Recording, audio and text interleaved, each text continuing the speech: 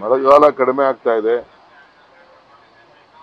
ನಮ್ಮ ತುಮಕೂರು, ಬೆಂಗಳೂರು, ರೂರಲ್ಲು, ಮಂಡ್ಯ, ರಾಮನಗರ ಇಷ್ಟು ಆಗದೆ ನೀರಿಗೆ ಭಾಳ ಪ್ರಾಬ್ಲಮ್ ಆಗ್ತಾ ಇದೆ, ಕುಡಿಯೋ ನೀರಿಗೆ. ಈಗ ನೆಕ್ಸ್ಟು ಎತ್ತಿನೊಳೆದು ನೀರು ಈಚೆ ತೆಗೆದಿದ್ದೀವಿ. ಮಧ್ಯ ತುಮಕೂರು ಜಿಲ್ಲೆಯವರು ಮತ್ತು ಹಾಸನ ಜಿಲ್ಲೆಯವರು ಜಮೀನನ್ನು ಐಡೆಂಟಿಫೈ ಮಾಡಿದ್ದಾರೆ, ಫಾರೆಸ್ಟ್ ಜಮೀನನ್ನು. ಅದನ್ನು ಅಪ್ಲೋಡ್ ಮಾಡಿ ನಮಗೆ ಹ್ಯಾಂಡ್ ಓವರ್ ಮಾಡಬೇಕು ಕೆಲಸ ಮಾಡೋಕ್ಕೆ.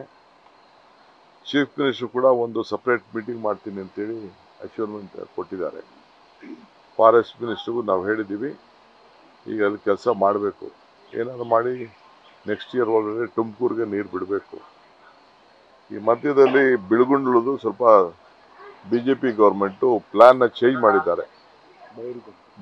ಇದು ಬೈರಗುಂಡ್ಲದು ಪ್ಲ್ಯಾನ್ನ ಚೇಂಜ್ ಮಾಡಿದ್ದಾರೆ. ಒರಿಜಿನಲ್ ಪ್ಲ್ಯಾನು ಚೇಂಜ್ ಆಗಿದೆ. ಸೊ ಅದಕ್ಕೆ ನಾನು ಸ್ಪಾಟ್ ವಿಸಿಟ್ ಮಾಡಬೇಕು. ಸ್ಪಾಟ್ ವಿಸಿಟ್ ಮಾಡಬೇಕಾದ್ರೆ ಈ ತುಮಕೂರಿಗೆ ಭಾಳ ಅದು ಅವಶ್ಯಕತೆ ಇದೆ. ನಮ್ಮ ದೊಡ್ಡಬಳ್ಳಾಪುರನೂ ಒಂದಷ್ಟು ಏರಿಯಾ ಸೇರಿದೆ. ರೇಟ್ ವಿಚಾರದಲ್ಲಿ ಇಬ್ರಿಗೂ ಗಲಾಟೆ ಇದೆ.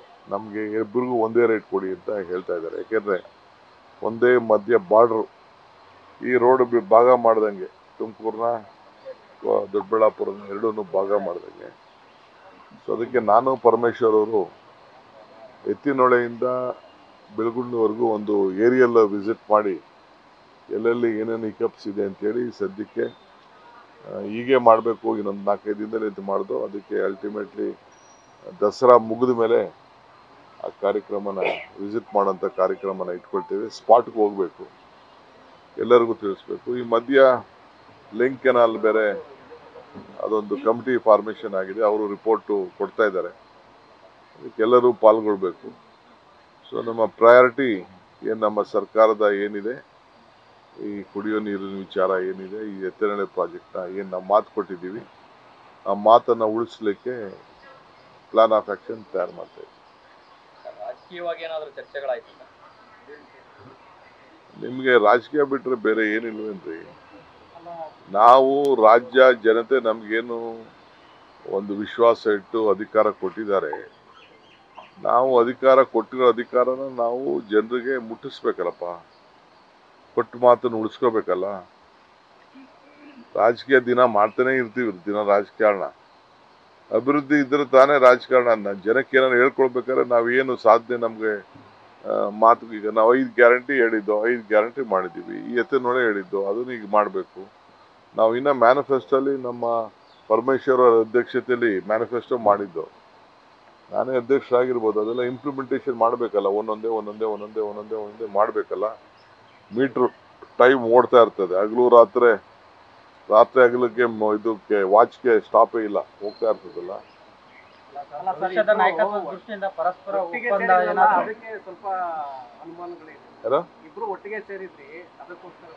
ಇಬ್ರೇನು 136 ಜನ ಒಟ್ಟಿಗಿದ್ದೀವಿ. ಯಾವ ಅಧಿಕಾರಿ ಆಗ್ಬೇಕು ನಮ್ಗೆ? ಯಾವ ಅಧಿಕಾರಿನೂ ಬೇಡ. ಯಾವ ಅಧಿಕಾರದ ಇದು ಇಲ್ಲ, ಏನು ಇಲ್ಲ. 136 ಜನ ಒಗ್ಗಟ್ಟಾಗಿದ್ದೀವಿ, ಆಯ್ತಾ.